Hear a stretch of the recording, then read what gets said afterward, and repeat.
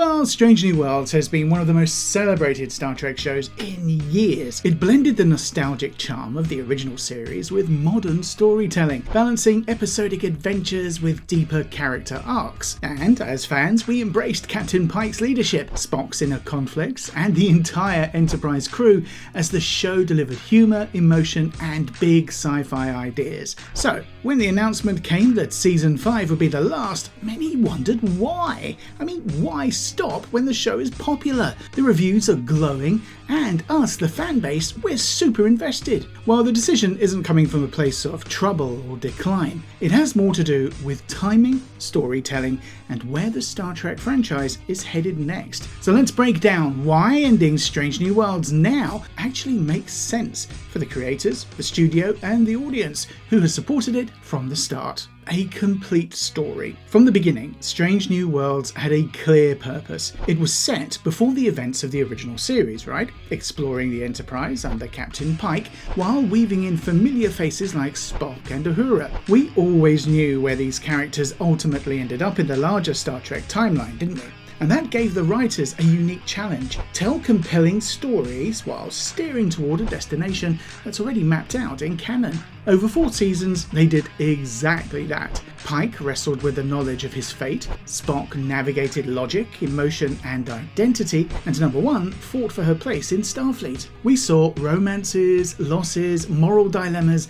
and thrilling first contacts. And by the time Season 5 arrives, most of the major arcs will have reached natural conclusions. Ending the series now avoids dragging things out simply because the show is popular.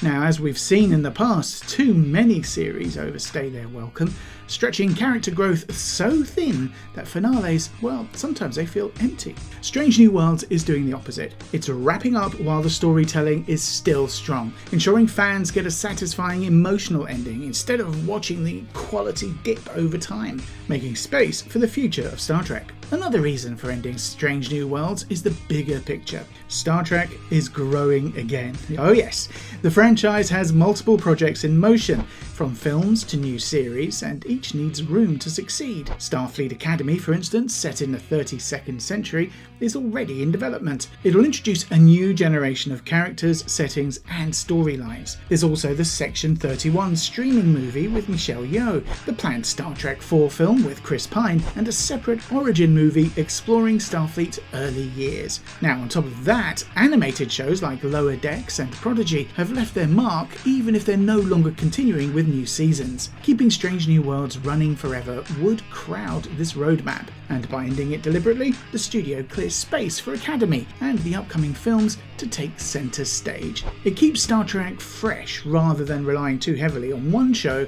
to carry everything. This strategy also follows a pattern we have seen before. The Next Generation, for example, ended while still successful, leading to films and paving the way for Deep Space Nine and Voyager. Picard ended after 3 seasons, making room for whatever comes next in that timeline, and Star Trek works best when eras have clear beginnings and endings, allowing new ideas to thrive instead of living in the shadow of older ones. Creative energy and practical realities. Now, behind the scenes, television shows face real-world limits. Budgets rise as casts get more expensive, actors book new projects, writers and crew want fresh challenges. If a series runs too long, costs balloon while creative energy drops. Strange New Worlds has avoided that problem so far. Each season has felt inventive, whether experimenting with tone, like the light-hearted crossover with Lower Decks, or format even, like the musical episode that surprised everyone. Season 4 even includes a full-on puppet episode created with the Jim Henson Company, proving the team is still willing to take risks. But you know what?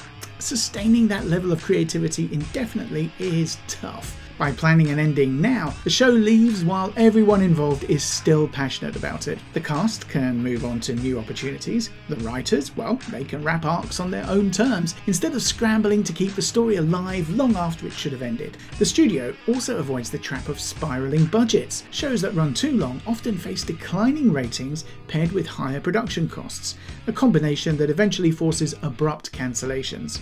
Star Trek fans have seen that before with earlier series, right? Strange New Worlds will sidestep it completely by choosing to end cleanly.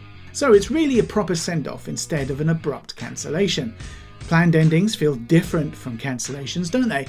And when a show simply gets axed, fans are left with cliffhangers and frustration, and we've seen that often enough. But when the ending is announced in advance, the writers, well, they can craft a true finale.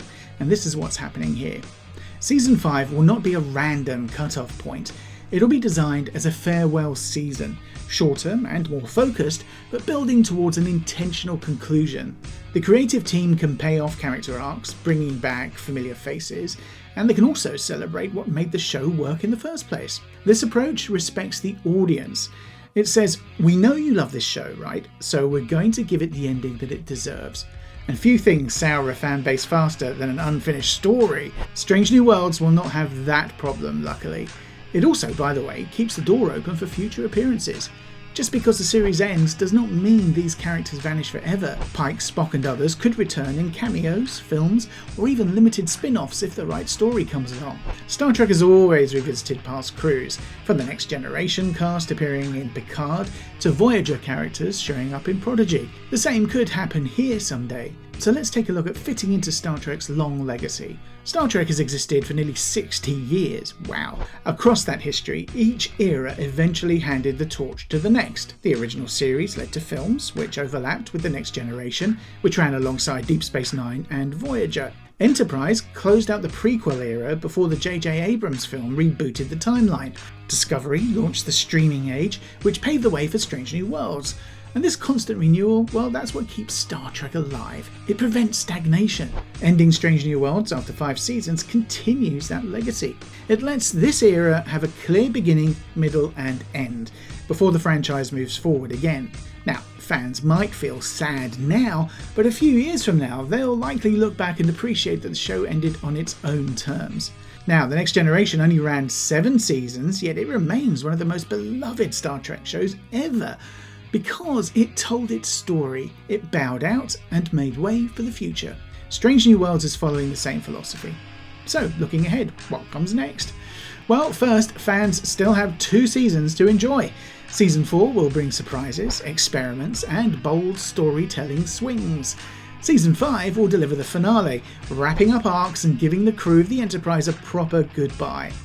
After that, well, attention shifts to Starfleet Academy and the films in development. The origin movie could explore Starfleet's early days. Star Trek IV might finally give Chris Pine's crew their long-awaited next chapter. Other limited projects, by the way, like Section 31, will expand the universe in new directions. And because Star Trek has such a long tradition of crossovers and legacy appearances, it's always possible we will see Strange New Worlds characters again somewhere down the line. The end of a series has never meant the end of its people or ideas. So what's the bottom line then? Well, Strange New Worlds is ending, not because it failed, but because it succeeded. It told the story it set out to tell. It gave fans memorable episodes, right? Fresh energy, and characters they came to love. Now it's stepping aside, so new chapters of Star Trek can rise without the weight of an unnecessarily and endlessly running predecessor. By finishing while the quality is still high, the show, well, it protects its legacy. And by planning the ending in advance, it gives fans closure instead of frustration. And, by the way, by clearing space for Academy, the films and whatever comes next, it keeps Star Trek moving boldly forward, just as it always has. So when the final season arrives, it should not feel like a loss. It should feel like a celebration of everything the series accomplished in its 5-season run. Strange New Worlds came, it explored, it delivered, and now it'll finish with the respect it deserves. But what about you? Do you think ending now is the right call, or would you have wanted a few more years with Captain Pike and his crew before the final credits roll? Well, let us know down in the comments, and I hope you enjoyed this video, and I'll see you in the next one. Live long and prosper. See you later. Bye.